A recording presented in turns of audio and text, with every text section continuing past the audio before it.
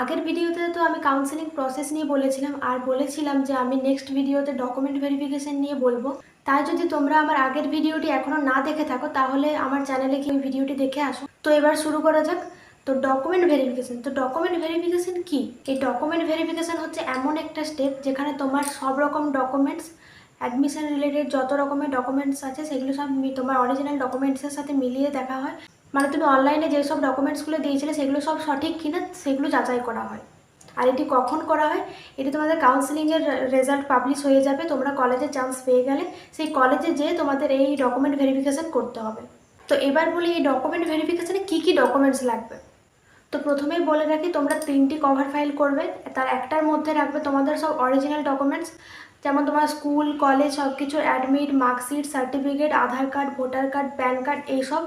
আর একটা কভার ফাইলে রাখবে তোমাদের যে ডমিসিয়াল সার্টিফিকেট বার করবে সেইটা, তার সাথে মেডিকেল সার্টিফিকেটস সাথে রাখবে যেসব মেডিকেলের জন্য রিপোর্টগুলো করিয়েছো সেইগুলো, আর তোমরা যে রিজার্ভেশন কোটা নিয়ে অ্যাডমিশন হয়েছো সেই রিজার্ভেশন কোটার সার্টিফিকেটটা।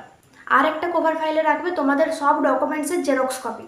তো কি বললাম, 3টে কভার ফাইল করবে, একটা অরিজিনাল ডকুমেন্টসের জন্য, একটা জেরক্স কপির জন্য, আর একটা করবে ওই মেডিকেল সার্টিফিকেটস, রিজার্ভেশন কোটা সার্টিফিকেটস এইসব রাখার জন্য, যাতে তোমাদের সেই মুহূর্তে যে কোনো রকম সমস্যা না হয়।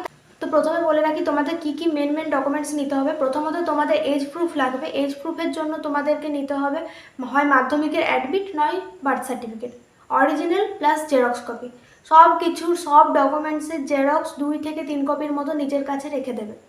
তারপর লাগবে এইচএসের মার্কশিট, কাস্ট সার্টিফিকেট আর র্যাঙ্ক কার্ড, যেটা আমি আগের ভিডিওতে বলেছিলাম। তোমরা র্যাঙ্ক কার্ডটা ডাউনলোড করে সেভ করে রাখবে এবং একটা প্রিন্ট আউট এবং 2-3 কপি জেরক্স নিজের কাছে করে রাখবে।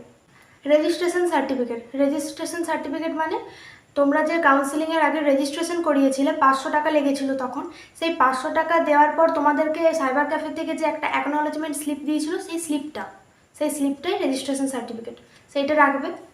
এরপর তোমাদের নিতে হচ্ছে আদার রিজার্ভেশন সার্টিফিকেট, মানে অরফান, পিডাব্লিউডি, ইডাব্লিউএস আর সিভিল ডিফেন্স।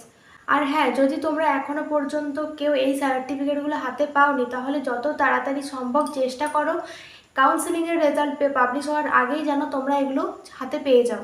আর এর সাথে কিছু পাসপোর্ট সাইজের ফটোও তোমরা সাথে নিয়ে নেবে। এরপর তোমাদের নিতে হবে ডমিসিয়াল সার্টিফিকেট, এটা অরিজিনাল নেবে, তার সাথে 2-3 কপি জেরক্স নেবে। আর একটা জিনিস ভালো করে চেক করে নেবে, এই ডমিসিয়াল সার্টিফিকেটের যেন গ্যাজেটেড অফিসারের সিগনেচার থাকে, তার সাথে যেন ডেট আর স্ট্যাম্প মাস্ট থাকেই থাকে। এই জিনিসটা ভালো করে চেক করে নেবে। বারবার বলে দিচ্ছি, গ্যাজেটেড অফিসারের সই, স্ট্যাম্প, ডেট যেন মাস্ট থাকেই থাকে। এরপর থাকছে মেডিকেল সার্টিফিকেট। আর মেডিকেল সার্টিফিকেট হয়তো তোমাদের পাবলিশ হবে, তো আমি বলে দিই তোমাদের কি কি রিপোর্ট করাতে হবে। প্রথমত তোমাদের এক্স-রে রিপোর্ট করাতে হবে, চেস্ট এক্স-রে, আর ইউএসজি করাতে হবে, তার সাথে ব্লাড রিপোর্ট করাতে হবে। ব্লাড রিপোর্টের মধ্যে তোমাদের ব্লাড গ্রুপ, সুগার আর হিমোগ্লোবিন এই 3টাই সাধারণত করতে হয়। আর ইউরিন টেস্ট করাতে হবে। আর ইউরিন টেস্টের মধ্যে সাধারণত রুটিন এক্সামিনেশন আর ইউরিনে প্রোটিন, অ্যালবুমিন এই দুটো টেস্টই সাধারণত করতে হয়। তার সাথে থাকছে তোমাদের ইএনটির রিপোর্ট করাতে হবে আর আই টেস্ট। আর একটা ইম্পর্টেন্ট কথা তোমরা ভালো করে শুনে নাও, তোমরা এই মেডিকেল সার্টিফিকেটটা কোনো এমবিবিএস ডক্টরকে দিয়ে সাইন করাবে। আর এই এমবিবিএস ডক্টর যেন কোনো গভর্নমেন্ট হসপিটালেরই ডক্টর হয়। যে কোনো এসডিএসএস হসপিটাল হতে পারে, যে কোনো মেডিকেল কলেজ হতে পারে, যে কোনো হসপিটালেরই হতে পারে, কিন্তু গভর্নমেন্ট হসপিটালেরই ডক্টর যেন হয়। কোনো প্রাইভেট ডক্টরকে দিয়ে সাইন করাবে না। কেননা অনেক এনটিএসি এরকম হয়েছে যে তারা প্রাইভেট ডক্টরের সিগনেচার করা মেডিকেল সার্টিফিকেট না অ্যাকসেপ্ট করেনি। আর যে যে জিনিসগুলো তোমরা চেক করবে, যে এমবিবিএস ডক্টরকে দিয়ে তোমরা সাইন করাচ্ছ সেই এমবিবিএস ডক্টর যেন তার রেজিস্ট্রেশন নাম্বার এবং স্ট্যাম্প সেই মেডিকেল সার্টিফিকেটে দিয়েছে কিনা সেটা ভালো করে চেক করে নেবে। আর চেক করবে তোমরা যে blood report, x-ray report, USG report যেসব রিপোর্টগুলো করিয়েছো সেইখানে যেন তোমাদের নাম এবং বয়স যেন ঠিক থাকে। তো আশা করছি আজকের এই ভিডিওটা তোমাদের অনেকটা সাহায্য করবে।